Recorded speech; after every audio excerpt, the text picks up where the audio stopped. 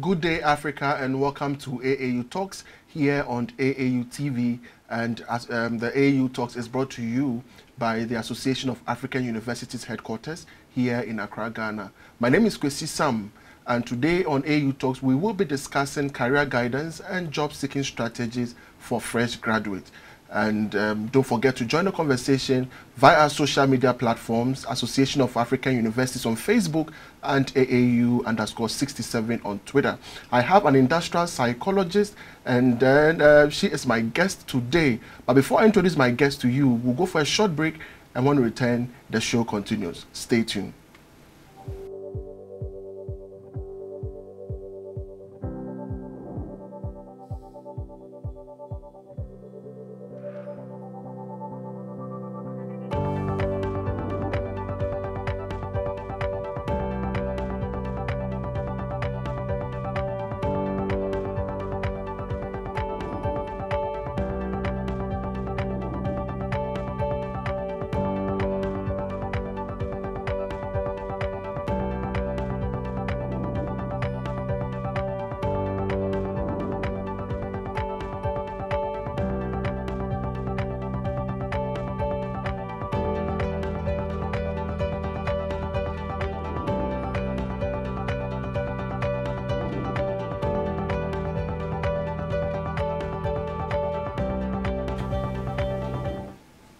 Welcome from the break, and you are still watching AAU Talks on AAUTV. And don't forget to join the conversation via our social media platforms, AAU on Facebook and then AAU_67 on Twitter. And today we are discussing job-seeking strategies for fresh graduates and then career decision or career choice. And we are privileged to have Mrs. Sarah Sackey Gidiglo, and she is an industrial psychologist from the University of Ghana, and then also she doubles up as the human resource manager for Originate Limited. We are so proud to have you in the studio, madam. Thank you. How are you doing? I'm good and glad to be here. Wonderful.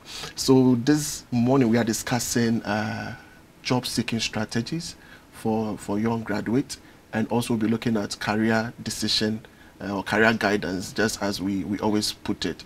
But to start the discussion, we want to know, what is career guidance at all?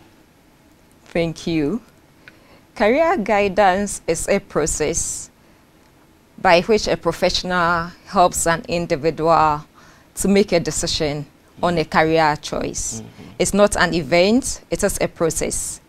So the professional would have interaction with the individual, would help the individual to explore his or her interests, values, what are important to the person. They would look at what are the opportunities, what options, what is the personality of the person, which areas interest the person, and then the professional would help the individual to select some career options that the person would like to pursue. So career guidance is a process. It's not an event. Okay, I like it when you put it as a process. So as a process, when does it start and when does it end? It starts with an individual. The person could be young as 10. The person could be as old as 21 or even older.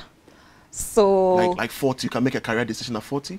It depends on which career you want to venture into. Okay. Some career you need to start early because you need some basic educational level and then some principle that you need to learn before you can progress.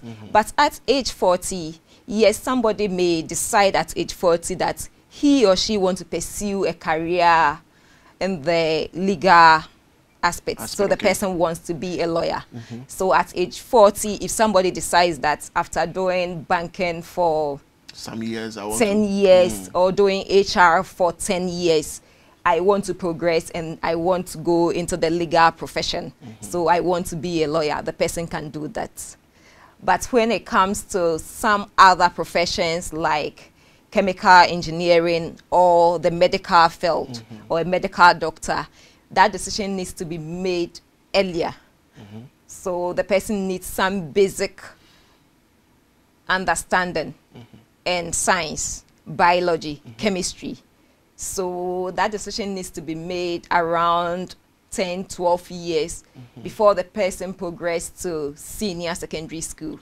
So it varies. It varies. So you can make a career decision at any point in your life. Yes, depending on which career you are going into. Okay, all right. But let us also understand the difference between a job, work, and career, because often than not we confuse these three terms and we think it's the same. Is there any difference between a job, work, and then career? And I believe there are other synonyms as well. Yes.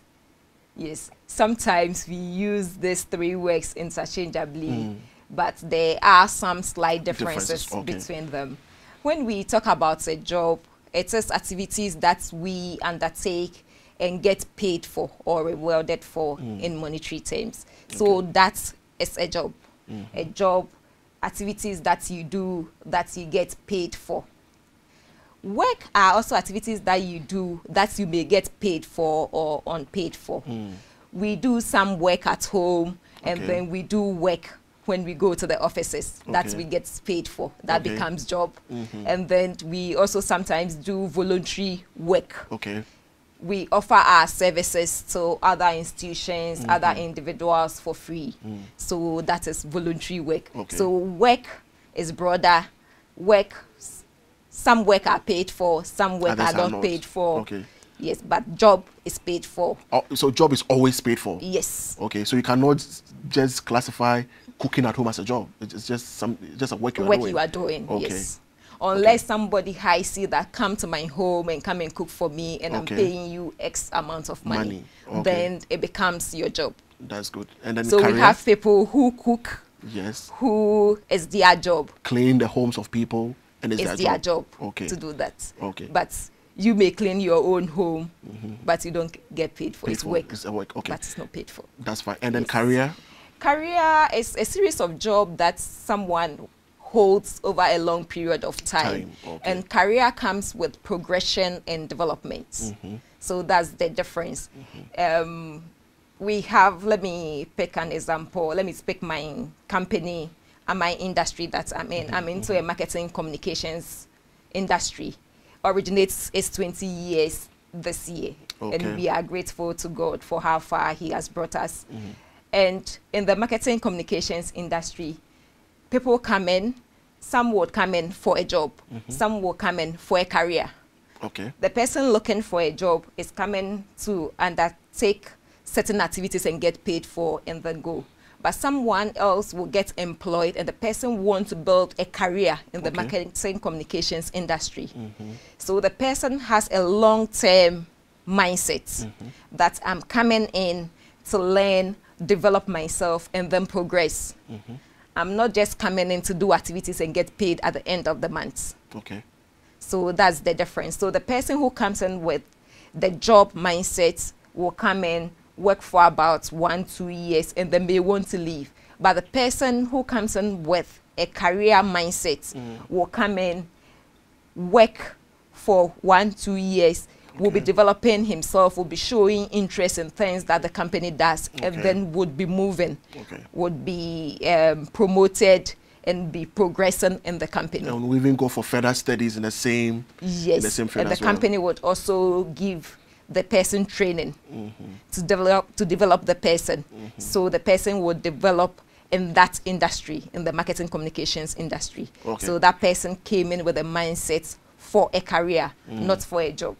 So for how long would a person do that before we would say it's a career? For example, if I find myself in an institution and then I have the mindset of building a career in it, for how long will you determine it as a career? Let's say 10 years or 15 years or 5 years. For how long? Or it is not time specific? It's not time specific, but between 6 years going, and the person is progressing in that industry, in that field, we can say that the person is building a career in that industry. So you can change jobs, but can you change career? You can do both. You can do both. You can do both. Jobs, as I mentioned, is specific activities that you undertake and get paid for. and then the career is progression. Somebody would start building his or her career in the marketing communications industry. The person will progress, become a manager, and at a point the person would say that, okay, I think I've done, I'm not fed up. The person thinks that I think I'm done, I've gotten to everything that I want to know in the industry. Now I would like to move into the legal profession. So the person would start legal education, and the person would move into the legal profession, and then would start building a new career and the legal profession. Okay, that's amazing. And my next question, which is also interesting, we would have to determine what are the factors that people take into consideration before they make a career choice. For example, I used to lecture sandwich seasons where you find someone at age 60 who is coming to learn something totally different. And I begin to ask myself, why at that stage? And they'll give you a lot of reasons. But basically, for young people, what are the career-making decisions, or what are the factors that determine or that help someone to make a choice? Okay, thank you. When you need to make a choice in career, first of all, you must ask yourself, what interests me as a person? Okay. What is important to me? What are my values? What do I value? And then what is my personality? What are the things that I'm comfortable with? What are the things that when I do, I feel fulfilled? Okay. So this would help you come up with areas or careers that would suit your interests, your values, and then your personality. There are some persons who are more comfortable working with things. There are persons who are comfortable working with people. There are persons who are comfortable working with numbers. Okay. So you need to know yourself first. Then that will direct you to which careers you may venture into. So that is the very important step that you need to do. If you want to go into any career, ask yourself, what are my interests? What do I value? What are important to me? And then what is my personality? Okay. But so here's a case where we have young people, as early as I know you may be familiar with it. When you go to the primary school, you ask the kids, who would you want to be in the future? And they will say, I want to be a doctor, I want to be a lawyer, what have you. They progress to the JHS level and they'll tell you something different. They even get to the SHS and then they will tell you something different. It appears people don't even know who they are. They don't know their interest. They don't know what they're supposed to do. And then they make a choice along the way. Who are those responsible? Who are those who are supposed to ensure that these people or kids or people are groomed into making the right career decisions? And at what age must that be done? Thank you. That is not that they are changing their personality or they don't know what they want or they don't know what they should do. It's part of the developmental process. Exactly. Yes. When children are growing up, they have people that they admire and people they look up to. At a point when they get to the JHS level, they know the subject they are doing well, they find other areas that are comfortable, that they think they would want to explore. At the time they are taking their BCE, they may have a clearer picture. Some schools do well and then they organize seminars for the students. So they get people to come and talk to them from various professions, and then the teachers and then parents guide them to make decisions. So basically, I wouldn't say that they are confused. It's part of the human development process. Okay, so you believe that right from the onset, there must be career trainings and seminars for children? Yes, we should give our children the opportunity to explore. They should think. Parents shouldn't force careers that they wish they had pursued or they think are prestigious on their children. They should let the children explore. The children, okay, what do you want to do? The person says, I want to be a pharmacist. Okay, then you tell the child what pharmacist does. Even when the child is at some point, you can take the child to go and meet a pharmacist. the pharmacist will be happy to talk to a child who wants to be like him, and then will tell the person what it entails for the child to get some realistic understanding of the journey that he or she wants to embark on. At a point, you can introduce the child to various professions, let the person let your child meet various professionals. That will help build your child confidence, and then your child will also gather more information to help the child make the right decision in of which career the person should pursue. Okay, you bring in a very important aspect, that is the role that parents play. And most of it are not, parents want us to walk in their shadows. If your mom is a medical doctor, definitely there are some spectrum of careers that you cannot go beyond. But let me ask you, what role do you think parents must play? Because once the child is born, the child grows in the family. And then let me take you back to some years ago where children were into role play. Nobody taught us how to make a van out of a milk tin. But naturally, kids were doing that. The girls will just pick up one or two stuff from their mother's kitchen.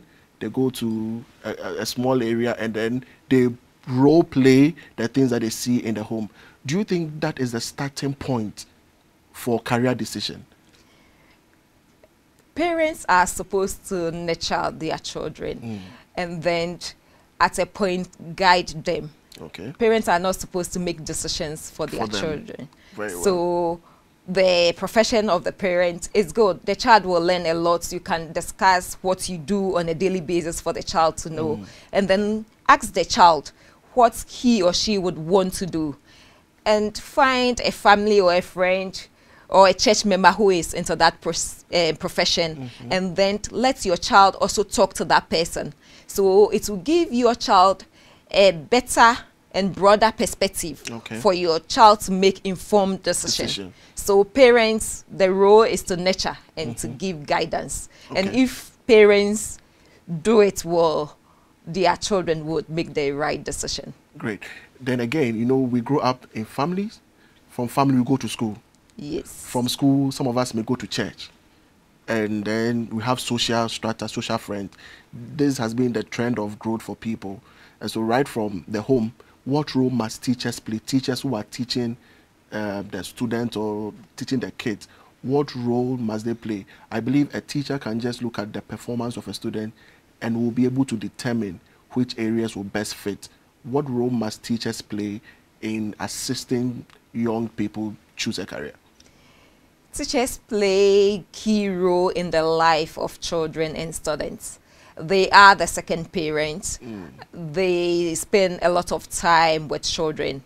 And so they are able to tell how the children behave and what they can do and what they can do better.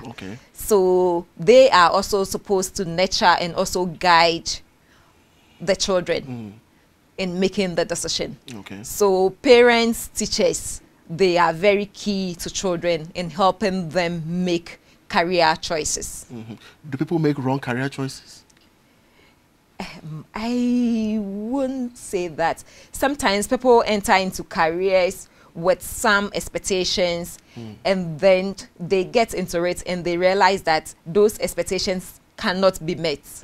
So then they have unfulfilled expectations and then they become frustrated at some point. But I wouldn't say that the career was wrong. There may be things that are happening along the line. There may be factors at the workplace that is not going well, that is affecting the individual. There may be work overload. There may be too much stress. There may be lack of logistics that is affecting the person, that is making the person frustrated. So it will be difficult for me to say outright that the person made a wrong career choice. No, you know, I'm asking this because, you know, in the part of our world, we make career choices based on the money that is in it. So there are people who want to go into certain professions because it is lucrative. If you tell your friends, let me correct you, perceived. Perceived. Is it perceived or it's a reality? It is, I would say it is perceived. Okay. It is perceived. That's what then I you need say. to justify. Let me justify. Okay. Most people in Ghana would say that the banking sector is very lucrative. Yes. But if you ask them how much is the banking officer paid, they won't be able to tell you. The outside look very shining, very bright, but you don't know what is in the inside. Yes. So sometimes people go into some careers with that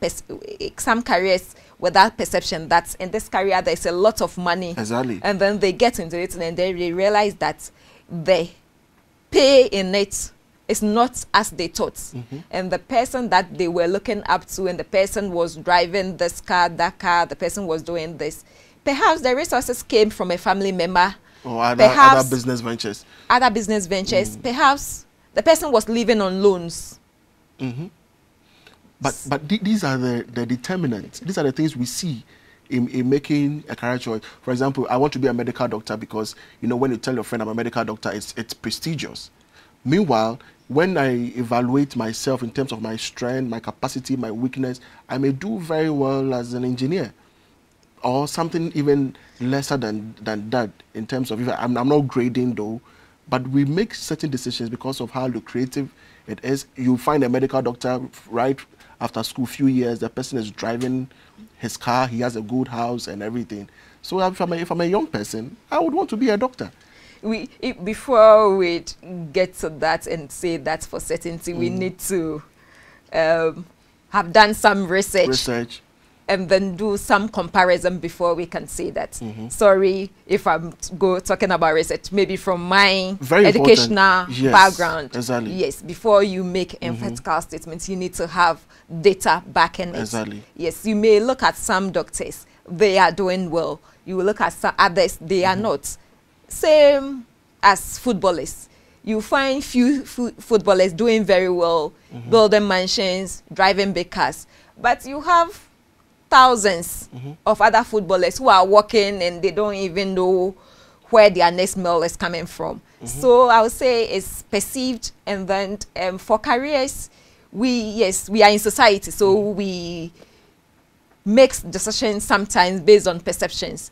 That's why I said the guidance is very important. Okay. So if you are a parent and your child wants to pursue a career in the medical field, make arrangements. You can let your child speak with a pharmacist. You can let your child speak with a medical doctor. You can let your child speak with a lab technician, and then get to know the various fields, the various jobs in the medical field.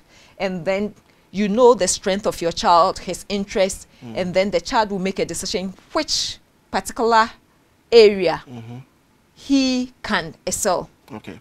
All right. We'll go for a quick break, and when we return, we'll look at, you mentioned 3 key points, which are very important. People who are interested in persons, people who are interested in objects or activities, and people who are interested in numbers. We'll get to know which jobs fall in that category, and then what people must take into consideration when they are making such options. All right, viewers, this is still AAU Talks, and we are discussing career guidance and job-seeking strategies for young people. Stay tuned. We'll go for a quick break.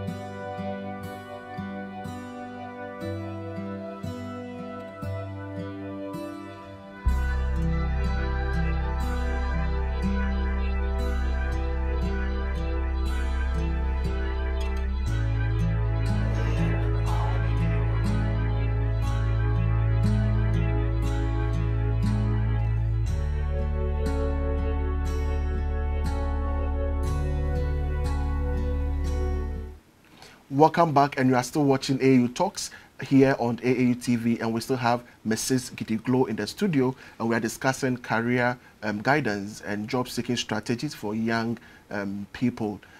You can join the conversation via our social media platforms, AAU on Facebook and then AAU_67 on Twitter. Now, let me come back to you, Mrs. Gidiglo. You made mention of 3 key things that are the broader spectrum. There are people who are interested in objects, people who are interested in people, the person-centered people, yes. and those who are also interested in numbers. Yes. Now, how would I know that I am a person-centered person, so I need to go for a certain class of jobs? And if you can help us know in a very short while, if you can categorize the jobs for us. If you are a number person or you deal with numbers, these are your areas. If you deal with persons, these are your areas. If you deal with objects, these are your areas. Okay, thank you. Yes, the 3 I gave. It's not that every individual would have just one. Some may have all Multiple. the 3. Okay. Some may have 2. And then it's the dominance. Some may have one more dominant than the others. Exactly. Some would have 2 very dominant. So that's how they are. People who are interested in people, it's easier to know when you observe individuals. There are people who want to be by themselves, work by themselves, do things by themselves. They don't want so much interactions. Exactly. They are the people who most of the time want to work with things. So such people are very good when they go into research, building of things. That gives them time to focus and then do what they need to do. Okay. And there are people who can sit continuously for 2 hours. They need to talk to someone. They need to hear something. They must smile, walk around. Yes. Okay. So such persons, it will be good for them to go into careers that helps them interact with people, like customer service, like human resource, marketing, client service. Okay. So all the time they have people they are talking to, solving problems for people, people listening to them. And those who want to work with objects, architecture is one good thing, engineering is another one. And there are people who are also very good with numbers. Okay. They could be researchers, economists, accountants, psychometricians and the likes. Okay. So when you know your personality and then what you are comfortable with, what is important to you, what you value, and your interests, then it will help you make a career decision. People who want to interact with people, the social persons, they are very good when sometimes they are teachers, because they have students that they are always talking to, guiding them, listening to them. So these are some of the things that so if people you're can look a out person-centered, then being the customer service or human relations officer or a teacher or what else? I want you to list most of them. Public relations, like a nurse, a doctor. It helps. Okay. It helps. People find joy. Some people find joy when they deal with people and they are able to help people solve their problems. Exactly. So when such persons find themselves in careers that they are doing that, they get more fulfillment.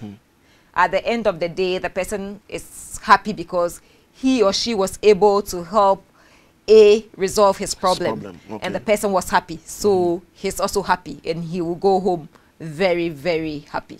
Good. That's amazing. But let's move to another aspect of the discussion where we are looking at the job seeking strategies. Most of it are not. We hear HRs complaining that I issued a call for people to apply for jobs. They came for the interviews, and out of 300, only 2 were qualified for the job. But you bailed me out that after shortlisting 300 people for interview, 2 people are qualified. What at all are you people looking for? Thank you. It depends on the job and then the specification that was listed when Okay. the advertisement went out. And a job position would request for a first degree in maybe social sciences, and you have thousands of persons who completed their degree in social sciences. Okay. So they would apply. And then a job may require that the person should have good oral communication skills. So first of all, when we get the CVs, we'll look out for the basic requirement that was put on the job advertisement, and then shortlist based on that. Then you go into the interview. You want to meet the person behind the CV. So you talk to the person, and then sometimes you will find out that The total different person behind the CV. yes, the person doesn't look like the CV, or the CV doesn't look like the person. Yes, so that is the challenge that we face. That's a challenge that we face. Okay, so do you get people who are better than their CV, or people who are worse off than their CV? Sometimes you get people who are better than their CV. Sometimes you get people who are worse than their CVs. Okay, so what should go into CV writing? What are the basic knowledge, the basic things that should go in? The basic thing that should go onto your CV, you should have your personal information, which is your name, very important, your phone numbers, and then your email address. And then other important aspects is your educational qualification. You put them out, and then based on the job advertisement, they state certain requirements and certain experiences they are looking for. Sometimes they are looking for persons who have managed other people. So if you have such experience, you put them out first. They are looking for good written communication skills. If you have that skills, you put that out first. And then you put the other experiences. But don't mix the experiences together and then expect the recruiter to go and look for where you have the good communication skills, where you have the good analytical skills, where you have the attention to details. Whatever they ask for, look out for them and then put them up first. And then you can state the others. Okay, so are you in any way suggesting that a person can have 4, 5, 6, 7, 8, 9, 10 CVs, depending on the job specifics that he's looking for? Yes, you tweak the CV. Okay. So if a job that I'm applying for, what they are looking for is research experience, and I have some research experience, I should highlight the research experience first before I go to the other things that I've done, which is the area of managing people, managing resources. So that's what we should do. It's the same CV, same content, but the arrangement and the highlights must be different. Yes, tweak your CV to meet the job requirements. Okay. Another good thing is that you meet young people, and you know the kind of jobs that the HRs would always put out there. They're looking for 10 years experience, they're looking for 5 years experience, and the students are like, you are looking for a first degree with 5 years experience, but how would they be able to gather the experience? What at all are you looking for? Do internships qualify as a job experience, attachment, and the little voluntary services that they do? If I've done national service for 1 year and I'm applying for a job, can I put forth that as a work experience? If I've done attachment for 6 months, for maybe from first year to final year, every 3 months I run internships, can I put all of them together as a 1 full year job experience? Thank you. Experience is experience, and we don't always require 10 years experience. We put out the 10 years experience when it is a managerial role. But we recruit for entry and middle level that sometimes we don't even require any experience. All we need is that you have completed certain level of education, you have certain skill sets that we will build on. That is all we require. And national service, it is a very good experience that when you apply yourself well at the institution you are posted to, you will learn a lot, and then you will put what you've learned on your CV, and people can even make reference to that. Okay. And internships are also very, very good.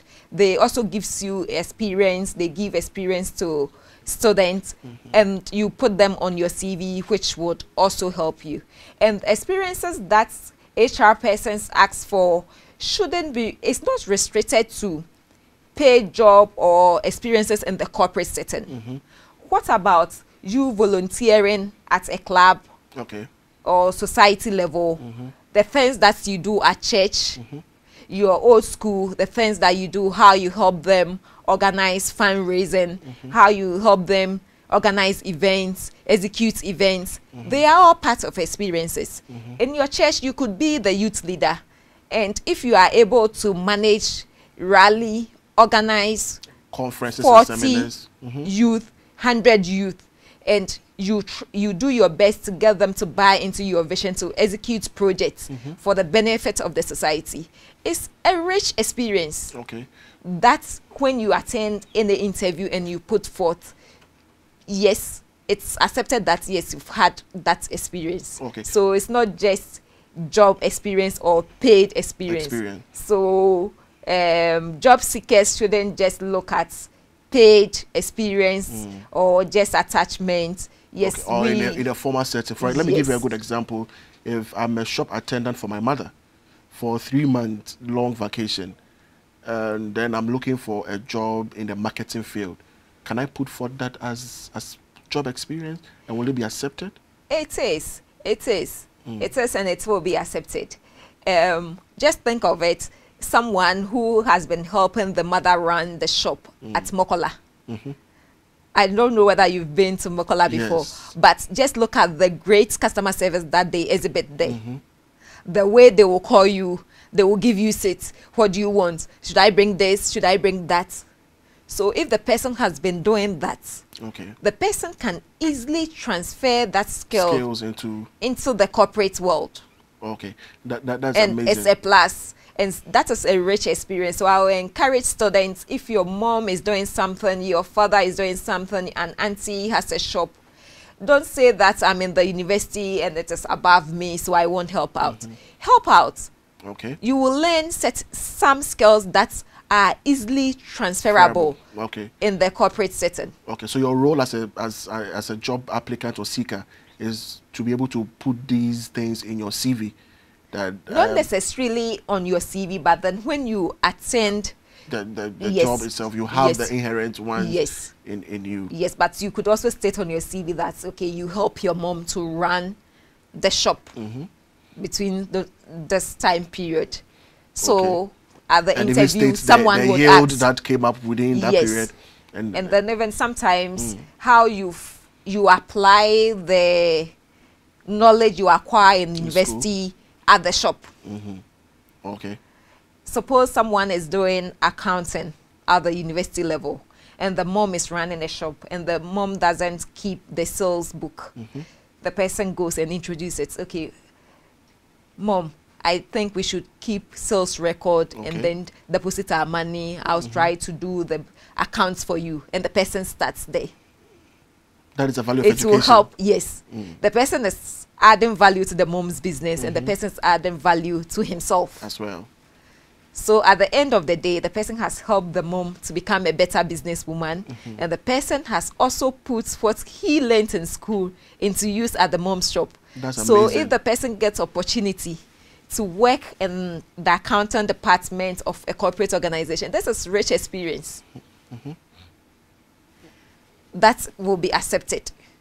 And I find that as very interesting as well, and thank you so much for sharing that with us. But before I let you go, what are the basic strategies? If I just came out from school, what are the things I need to do if I'm looking for a job? If you are looking for a job, you need to get your CV ready and make sure that your contact information is accurate. There are times that recruiters want to contact a prospective applicant, and then the number there, you have one number missing. So you can't get to the person. and then you have to send a mail. Some persons also don't check their mails often. And then make sure you tweak your CV, highlighting the skills to meet the advertisements that was put out for the specific job. Okay. And also, young persons should network. We have WhatsApp that we are using, the social media. We have the LinkedIn. A lot of people put job advertisements on WhatsApp, and people forward it. We have our old school platform. You have your church platform. You have your university platform. That people would put such advertisements on. When you see them, put in the application, prepare yourself, put in the application, and then when you get called for an interview, be prepared for it. Okay. Make sure you are prepared for it. You know about the company, you know about the role you are going to, you know about your skill set, you know about your interest. Okay. And what you can do to help the company move forward. Okay, so what do you look out in people? Because, you know, when I go for interview, they'll tell you, you need to smile. You need to, I don't know, you are being cultured in an artificial environment which suits the interview panel. You do things that are not your real you. I don't know what you look out for in interviews. I tell people that when you are going for an interview, be yourself. Be yourself. Be relaxed. You are you. You know your skill set. Make sure you know your skill set. You know your interests. And then be you. Be relaxed. When I'm interviewing people, I tell them that we are having a conversation. Yeah. It's not power play. We are having a conversation. The company wants to know you more and find out if you are suitable for the role we are looking for. And at the end of we asking you questions, you also have opportunity to ask us questions to also find out if we are suitable for you. It's a two-way affair. Okay. We want to know whether you are suitable for us. At the end, you also find out if we are suitable for you. Okay. So at the end of the day, if everything go on well, and then you receive a call that, yes, when you came, we found you suitable, and we want to give you the offer to start working with us. Okay. Then you can also make a decision that, okay, I also like you and I want to work with you. Okay. And then we start the working relationship. Great. One of the challenges that young people face a lot when they go for interview, there's one specific question when they are asked, they fumble, even when you are a middle level manager or what have you, because there are some of the jobs, advertisement, the salary is not put there. There are some jobs that will tell you your monthly salary will be this, whatever. If you go for an interview and you are asked, how much would you expect to be paid at the end of the month? This is a question that some expert will tell you, don't tell them. When you tell them, maybe they may not hire you. Others will also say, tell them. And then the feeling is that when you tell them and it's higher than what they may be expecting, they will just drop you. What is your expert view on this? It is not so. Employers would like to know your expectations. Okay. What are your expectations? Can we meet your expectations? And then it will help the employer make informed decision. Okay. And the employer will also tell you when he or she is making the offer, what he's offering, for you to also make a decision. Okay. So it is fair for you to give the panel your expectations. Normally when you give, they would ask you whether it's negotiable, whether you're asking for net or gross. And then some would ask you other expectations that you have.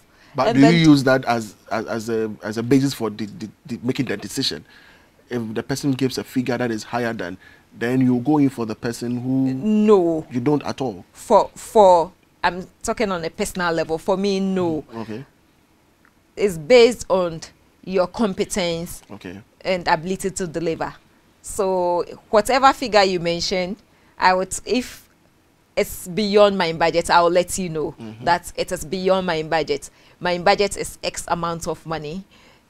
Would you be comfortable with it? Someone will tell you, your budget, it won't make me comfortable. If you can't move it a little, I would be comfortable. And when we are hiring, we want persons who would stay on for some time. Okay. We don't want to hire somebody and then in a month or 6 months down the line, the person leaves because the salary didn't meet the person's expectations. Okay. So if my budget doesn't meet your expectation and you have the competence that I'm looking for and you are my best candidate, then I would go back to my CEO and then go and review my budget to see how I can meet you halfway. Okay. So whatever figure you mentioned doesn't deter us. Okay. If you are the best candidate, we would still go ahead and negotiate with you. Okay. But if you are not among the suitable candidates and you mention a higher figure, we are looking at the competence first. It's not the financials first. It's not the salaries first. We are looking at the competence first, the ability to deliver the work. That is what we are looking out for first. Okay. And my final question to you has to do with personal grooming for interview, which is very important. People think that when they go for every interview, you must put on a certain outfit. Like if you go for an interview and you're in your African print, you are seen as not being too formal. How should people appear? Some will tell you don't put on too much makeup. Others will tell you put it on. Realistically, what will you share with our young graduates who are looking for jobs? I would say that when you are going for a job interview, research about the company, know their culture, their dress code. That will help you.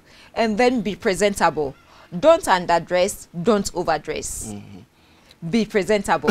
So if you know that the company you are attending the interview, they go to work dressed smart casual, then you know how to dress to the interview. Then you know that you don't need to put on a flying tie and a jacket to the interview, but a well-ironed shirt with a tailored trousers neatly tucked in with pair of shoes is presentable. All right. Thank you so much for coming. You are welcome, Kwesi. Speaking to you, and we wish you all the best as well. And I know we'll bring you back to the studio to have a series of discussions of this nature. Thank you. It will be a pleasure. Thank you too for having me. Great. Viewers, we have been speaking with Mrs. Gidiglo, and Mrs. Gidiglo is an HR expert, and she is also an industrial psychologist, and we have been discussing career guidance and then job strategies for young graduates. This has been AU Talks, and my name is Kwesi Sam. Thanks for watching.